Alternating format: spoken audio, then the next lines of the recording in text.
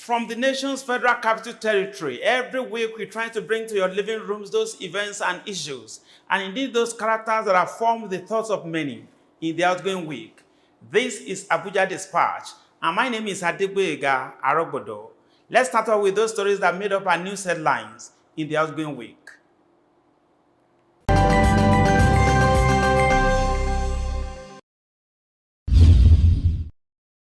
Minister of Power, Engineer Abubakar Aliyu, says the reason the country is facing erratic power supply situation now is as a result of the shortage of gas and some of the generators that are undergoing scheduled maintenance. Minister said the issue was not only as a result of the drop in the level of water, but as a result of shortage of gas, and some of the generators have to go to maintenance as a result of vandalization. The minister hinted this while addressing State House correspondents after the weekly Federal Executive Council meeting presided over by Vice President Professor Yemi Osinbajo. Following the consideration of the motion on recommittal, the Senate on Tuesday moves to re-amend the Proceeds of Crime Recovery and Management Bill 2022. In his presentation, Senator Yahaya Abdullahi relied on Orders 1B and 52 subsection 6 of the Senate Standing Orders 2022 as amended to move for the amendment of the bill. He explained that the re-amendment of the bill became imperative in view of the amendment that was made to Clause 74, which placed the burden of proof on the investigating agencies but not on the defendant as recommended by the Joint Committee in its report. Government requires highly professional competence and result-oriented workforce to effectively discharge its constitutional mandate. Consequent to the ongoing hostilities between Russia and Ukraine, the federal government has hinted that it is working on a new policy on trade with the former Union of Soviet Socialist Republic countries, with whom it shares important mutual trade relations. Minister of Industry, Trade and Investment Niyi Adebayo said this on Thursday at the weekly State House briefing organized by the Presidential Communications Team at the Presidential Villa, Abuja. The minister said the Trade Department of his ministry has been mandated to analyze the crisis in the region as it concerns trade with Nigeria with a view to coming up with a report. Government requires highly professional competence and results-oriented workforce to effectively discharge its constitutional mandate. Minister of Works and Housing, Mr. Babatunde Fashola, stated this in Abuja during an interface with the staff of his ministry. Fashola described the professionals of the ministry as the greatest resource that drive the successes of the various projects it engages across the country. The minister maintained the efficient service delivery as a demand from the public is made possible by the human resource of the ministry, whose skill set is continually being sharpened to fit the contemporary challenge that arose as they work.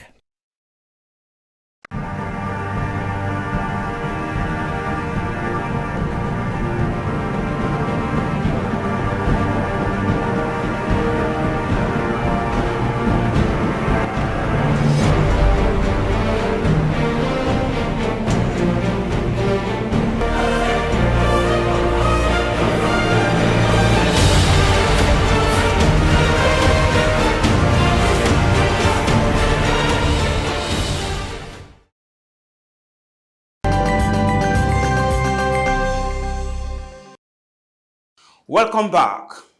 Nigeria has 13.2 million out-of-school children. The girl child accounts for 60% of this figure.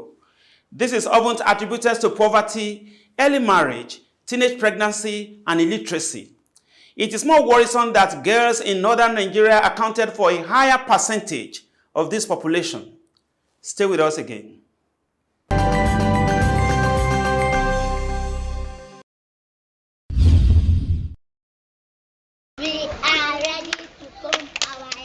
Even though primary education is officially free and compulsory, about 10.5 million of the country's children aged 5 to 14 years are not in school.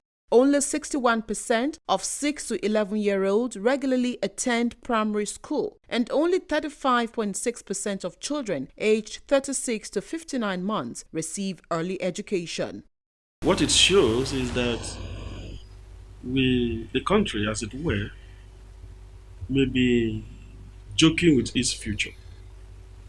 Because the future of any country rests on the children, because there are people to take over from the present crop of leaders. The universal basic education policy, or which is even an act, criminalizes parents for not taking their children to school. How many parents have been arrested and taken to court, actively prosecuted for not enrolling their children in schools? Before now, President Muhammadu Buhari had directed the Federal Ministry of Humanitarian Affairs, Disaster Management and Social Development to coordinate and lead the deployment of a national plan to address the issue of out-of-school children in the country. The president said it was unacceptable to see children abandoning formal schools to engage in menial jobs and child labor in markets, streets and workshops. President Buhari said that the national plan, which was to be deployed by the federal government through the Humanitarian Affairs Ministry, would ensure a holistic and comprehensive inclusiveness of appropriate basic education for vulnerable children.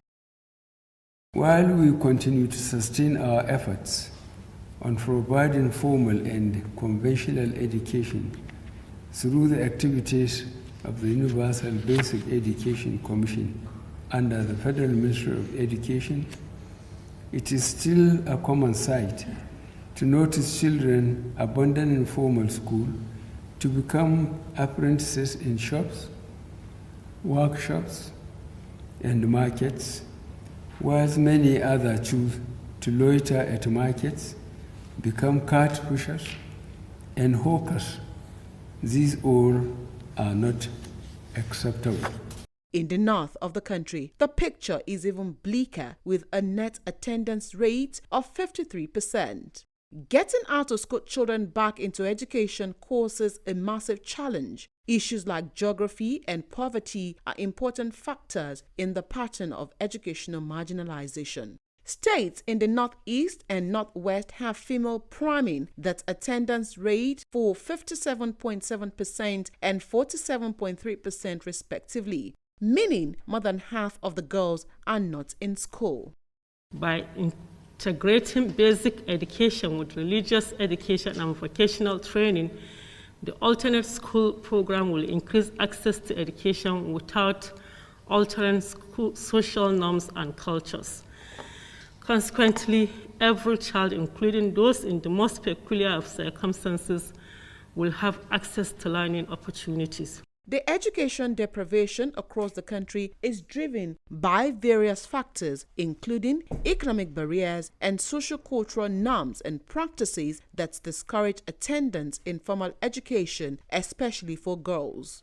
Ensuring educational provision in predominantly rural areas and the impact of insurgency in the northeast present significant challenges.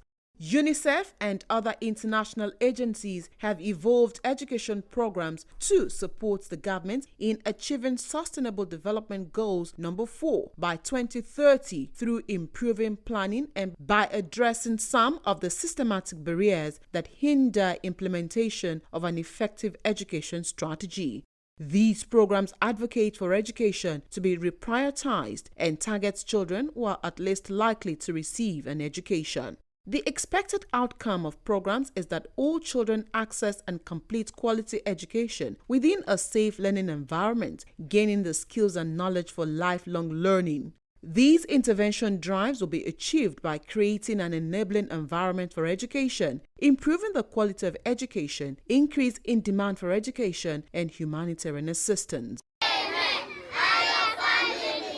More than 10 million children in Nigeria are not able to access this right.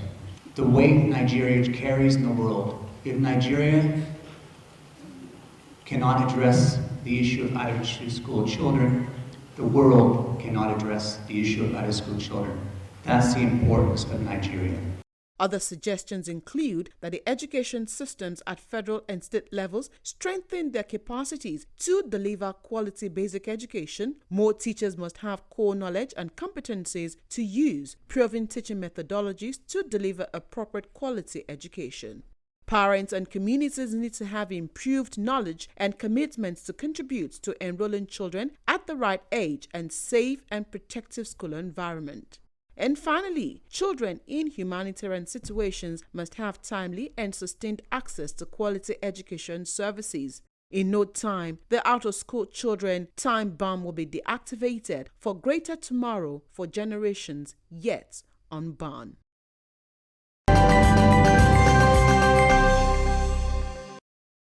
Thanks for staying with us.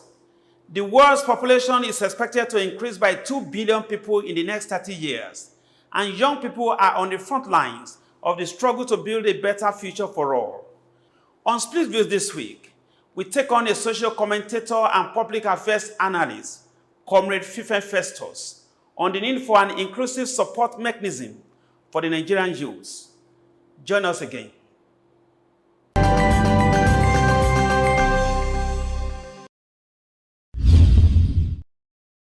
Welcome to the Split Views segment of our program, ABUJA Dispatch. And on Split Views tonight, we take on a public affairs analyst and social commentator based in Abuja, Mr. Fifen Festus. You're welcome to the program, sir. Thank you very much. It's my pleasure to be here. Youths are generally, expected to serve as a tool of creating a smooth developmental atmosphere in order to set the entryway to national growth and development. How effective or otherwise do you think the Nigerian youths have fared in this direction?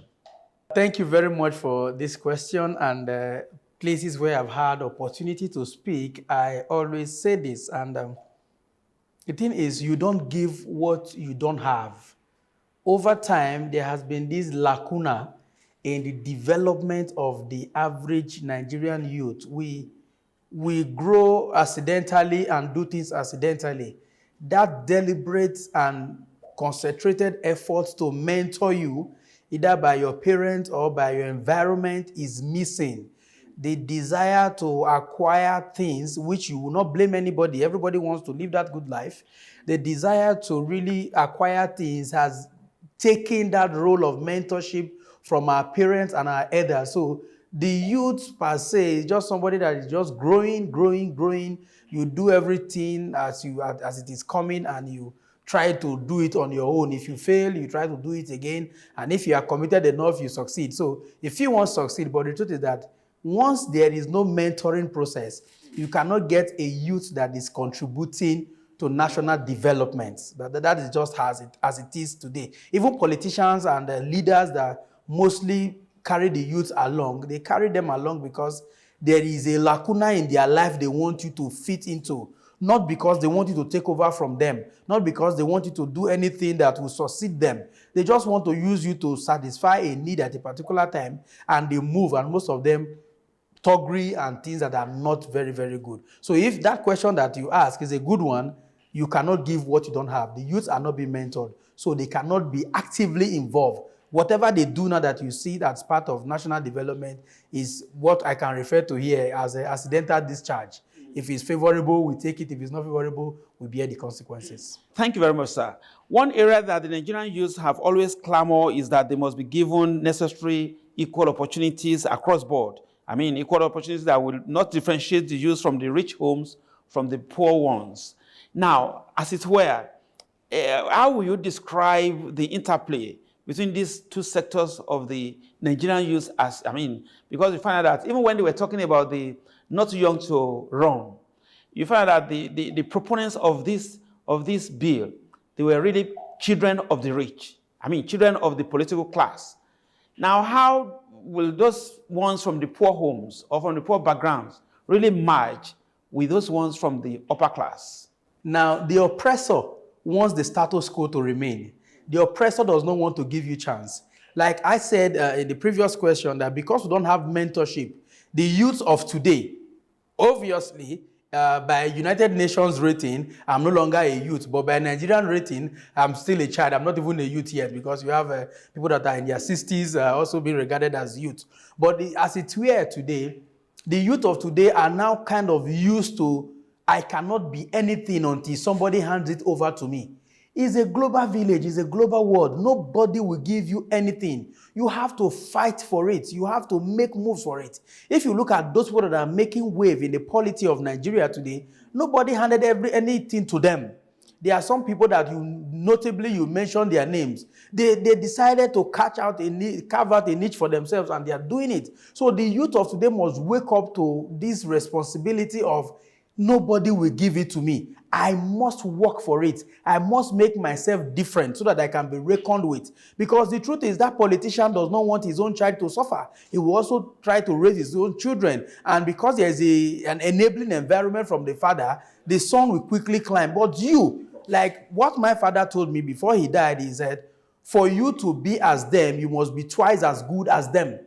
That means for you to measure up with the son of a rich politician or an influential politician, you must be twice as good as he is before anybody will reckon with you. And even with that, they might not even reckon with you. So the youth of Nigeria, go there and take it. Nobody will give it to you. Now, in Nigeria today, the youth almost, do not have a voice in the scheme of things because unemployment, lack of opportunities, faulty educational system, dwindling economic fortunes, and all that, are really responsible for the suppression of the voice of the Nigerian youth. Now, as it is now, there is this growing recognition of the need to strengthen policies and investments involving the youth. How successful do you think the Nigerian government has really, gone in this area? Okay, the Nigerian youth does not want to develop the Nigerian youth. That is why we are here. Because you also realize that these rich men... No. Let's leave the government aside. Okay. The government played a dangerous role by killing or deliberately destroying the middle class. When you and I were growing up, there was middle class in this country. You have the high class, you have the middle class, and you have the lower class. Now, the middle class has been destroyed. It's either you are up or you are down. Now, the government somehow made policies that destroyed the middle class by making sure that today it is only government employment.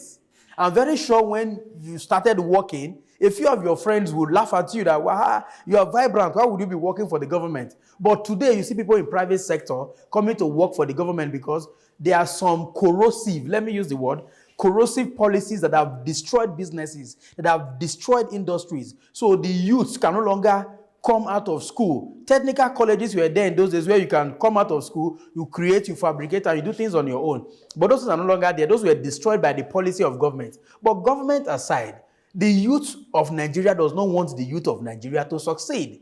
If you give a youth an opportunity, you still see him, instead of using people like him to get things done, he still defers to the old politicians, calling them father, ose, and what kind of aglagba or any name that they call in your part of Nigeria. So the youth does not believe in the youth.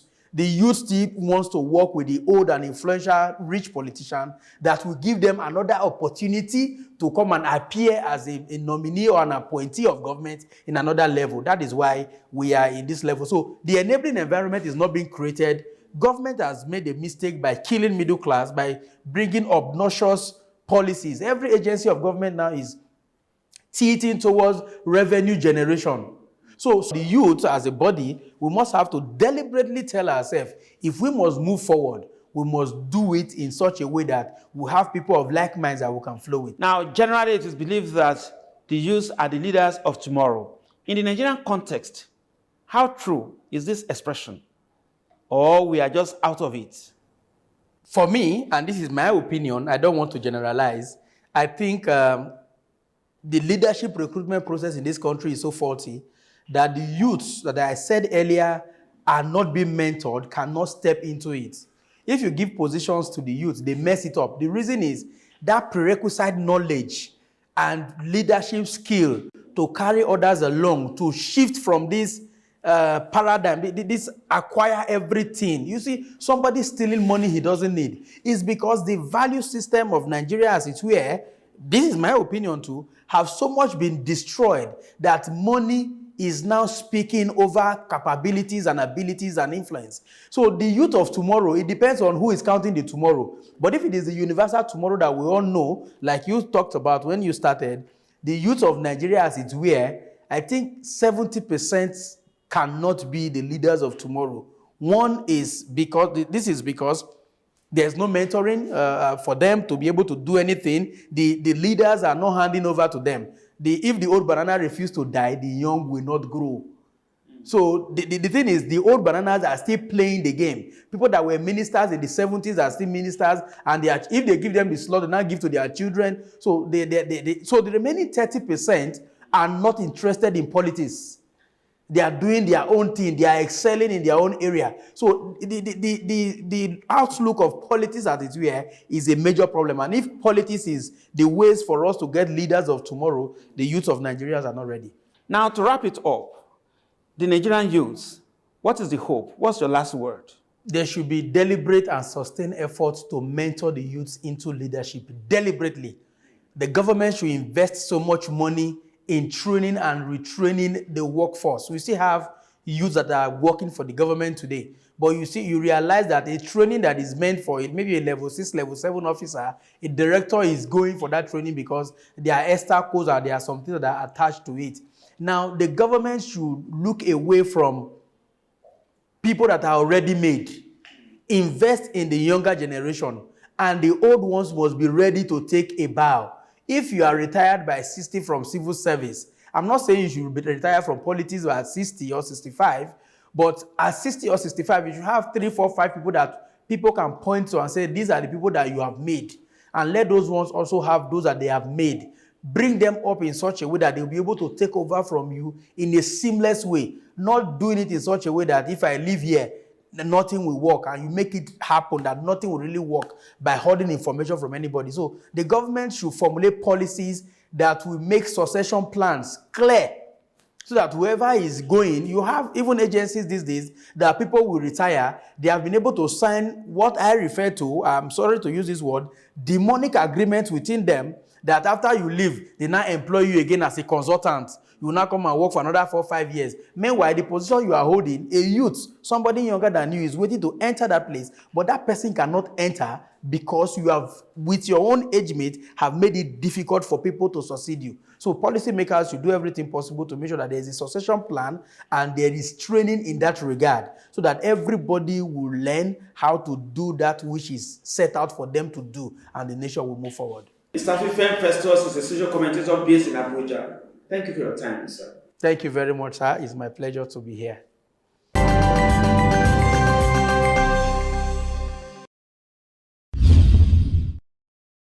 The symbol of our party is broom.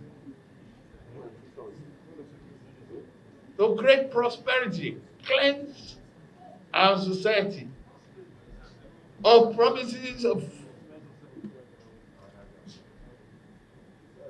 essential commodity. When we have the best brains, the energy to deliver Nigeria of our tomorrow today, you are in charge. The democratic tree that you are cultivating will bring the fruit for the welfare of the people. If the counsel of wise men is anything to go by, you see some advice. If you want to go fast, do it alone. But if you want to get there, get success, and go there, definitely go with a team. I'm asking for that teammanship here today to get me over the hump of nomination process. And from that hump to get me to the presidency of the Federal Republic of Nigeria.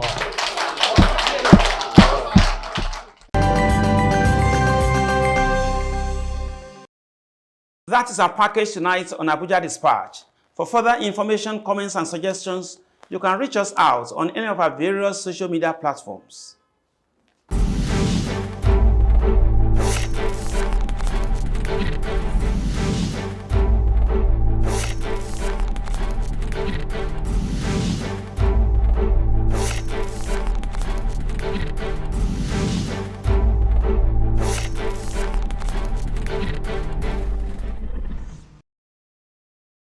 Thank you for sharing your precious moment with us tonight on Abuja Dispatch. A week from now, we'll bring you another refreshing package. Same time, same station. Adegboyega Arogoda is my name.